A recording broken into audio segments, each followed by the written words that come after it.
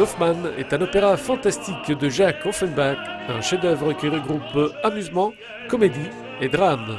Un prologue, 3 actes et un épilogue pour raconter les 3 facettes d'un éternel féminin.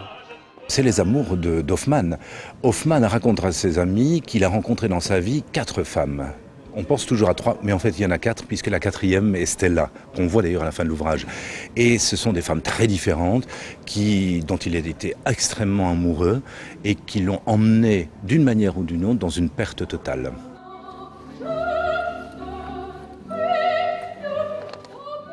Chacun des 3 actes évoque une femme. Olympia, poupée mécanique, donc une fille sans âme. La deuxième, c'est Antonia. Antonia, c'est une chanteuse lyrique qui est complètement castrée par son père, puisqu'elle ne peut pas chanter, sinon elle va mourir. Et elle en mourra à la fin de l'ouvrage.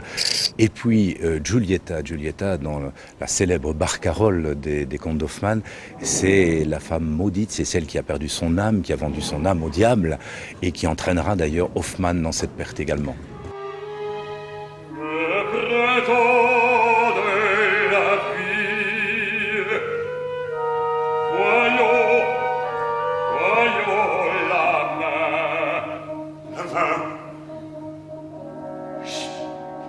Sur le plan scénographique, Paul Fourny a choisi le parti pris du théâtre dans le théâtre.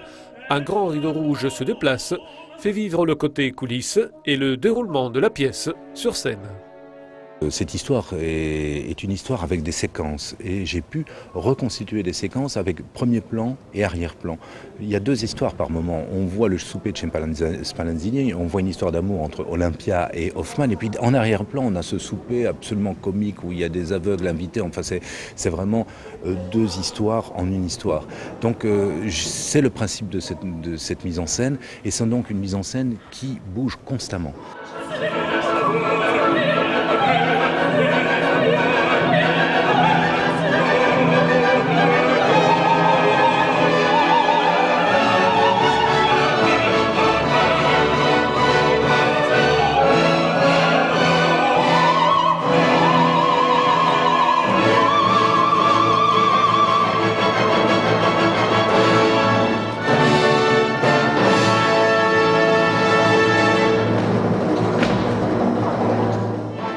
Comme la musique d'Offenbach, le jeu sur scène est un immense plaisir.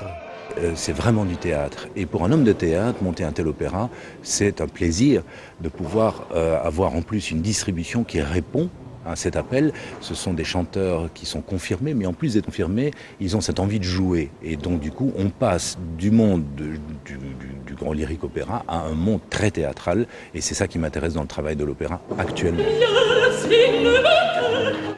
Les contes d'Hoffmann avec l'Orchestre national d'Île-de-France dirigé par Caspar Zander est à l'affiche ce soir et dimanche à 15h30 à l'Opéra de Massy.